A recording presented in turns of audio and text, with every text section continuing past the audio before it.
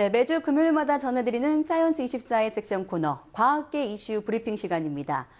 이 마이크로소프트 공동 창업자인 빌 게이츠 회장이 우리나라를 방한해 창조경제 실현 방안 등 다양한 현안들을 논의했는데요. 자세한 소식 YTN 라디오의 김섭 앵커와 함께 알아보도록 하겠습니다. 안녕하십니까? 네, 안녕하세요. 네, 박근혜 대통령이 이번에 방한한 빌 게이츠 회장과 만나서 창조경제 실현 방안 등에 대한 의견을 나눴는데요. 이 소식부터 전해주시죠. 네, 빌 게이츠 마이크로소프트 공동 창업자 겸 원자력 벤처기업 테러파워 회장이 청와대를 찾았습니다. 박근혜 대통령은 게이츠 회장이 창의성과 사회적 책임을 겸비해 이 시대가 필요로 하는 인재 모델이라고 평가했는데요. 박 대통령은 특히 창조경제를 뒷받침할 생태계 조성 방안에 대해 폭넓게 의견을 나눴습니다. 게이츠 회장은 또 창조성과 혁신을 함께 이루려면 연구개발과 벤처 캐피탈 장려, 그리고 대형 프로젝트에 대한 정부 지원이 필요하다고 강조했는데요.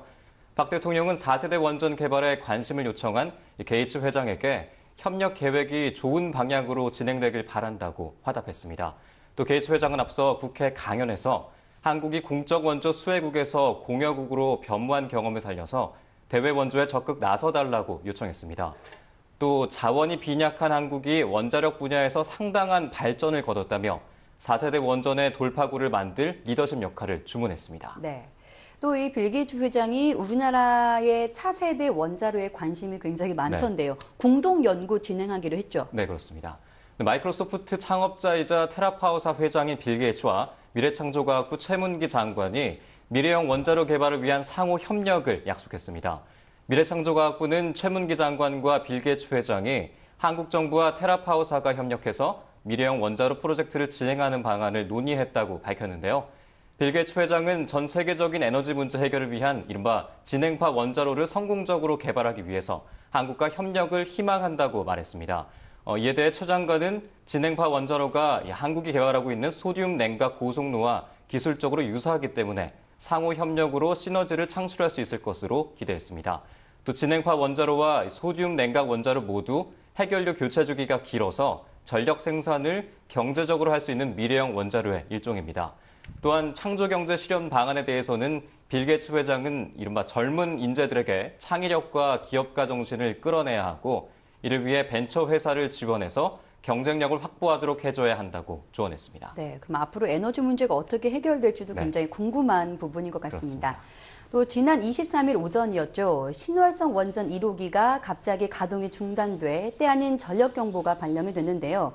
이게 4월에 전력 수급 경보가 발령된 건 이번이 처음인데 신월성 1호기가 재가동되기까지는 적어도 일주일 정도 걸린다고 그러더라고요. 네, 그렇습니다. 이 신월성 원전 1호기가 가동이 중단된 것은 오전 7시 44분경이었습니다. 발생 1시간도 안 된 8시 35분 전력 경보 준비 단계가 발령됐는데요. 전체 원전 23기 가운데 7기가 고장 또는 정비로 서 있는 상태에서 100만 킬로와트급 용량인 신월성 1호기까지 멈추자 전력 수급이 어려워진 것입니다.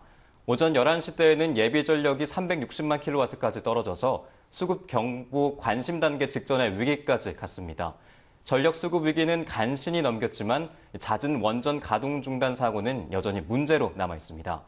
신월성 1호기는 지난해 7월 31일 상업 운전을 시작한 뒤 이번까지 불과 9개월 만에 3번이나 가동을 중단한 상태인데요. 앞서 시험 가동 기간이었던 지난해 2월부터 6월 사이에도 이 3번이나 고장으로 멈춰섰습니다.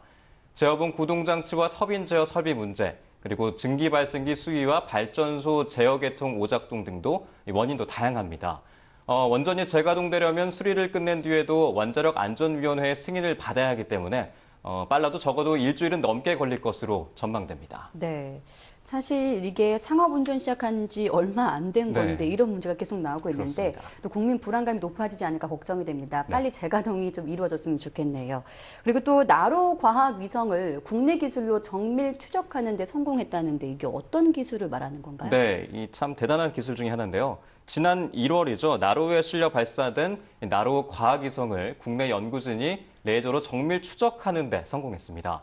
한국천문연구원 이명철 박사팀은 자체 개발한 인공위성 레이저 추적 시스템, 이른바 SRL을 통해서 지난달 10일 오후 7시 52분 위성 추적에 성공했다고 밝혔는데요.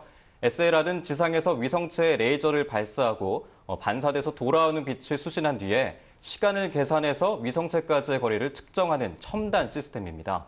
연구원이 2008년부터 개발해온 것이면서 200에서 24,000km 고도상의 반사경이 장착된 인공위성으로 밤낮으로 추적할 수 있다고 합니다. 그리고 나로과학위성에 대한 SLR 추적은 지난달 29일 중국의 장춘 관측소에서 처음 성공했으며 천문연에서는 7번째로 레이더 추적에 성공했다고 합니다. 네, 또 우리의 우주 산업 기술이 이 정도로 네. 또 발전했다고 볼 수 있겠네요. 네, 지금까지 YTN 라디오의 김섭 앵커와 함께 한 주간의 과학계 이슈 브리핑하는 시간 가졌습니다. 수고하셨습니다. 네, 수고하셨습니다.